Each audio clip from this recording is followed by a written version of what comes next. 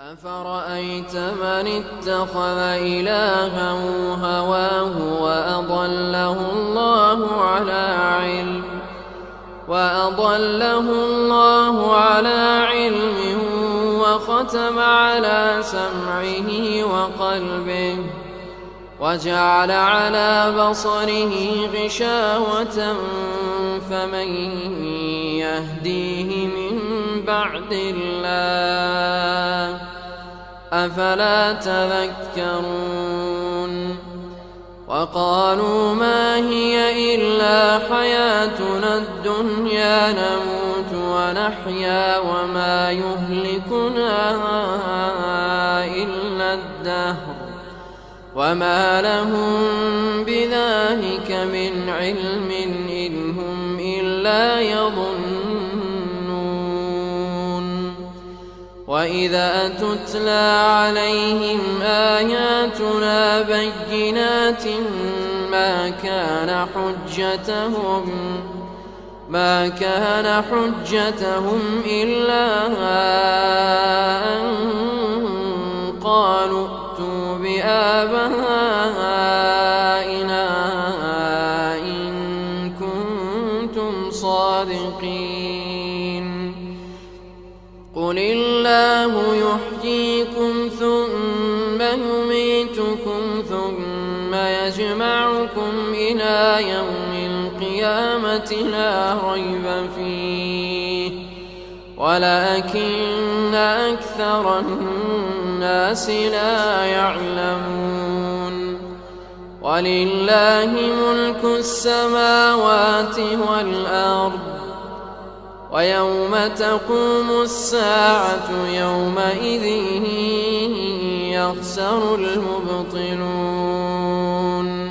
وترى كل أمة جاثية كل أمة تدعى إلى كتابها اليوم تجزون ما كنتم تعملون هذا كتابنا ينطق عليكم بالحق إنا كنا نستنسخ ما كنتم تعملون فأما الذين آمنوا وعملوا الصالحات فيدخلهم ربهم في رحمته ذلك هو الفوز المبين وأما الذين كفروا أفلم تكن آياتي تتلى عليكم فاستكبرتم وكنتم قوما مجرمين وإذا قيل إن وعد الله حق والساعة لا ريب فيها قلتم ما ندري ما الساعة إن نظن إلا ظنا وما نحن بمستيقنين وبدا لهم سيئات ما عملوا وحاق بهم ما كانوا به يستهزئون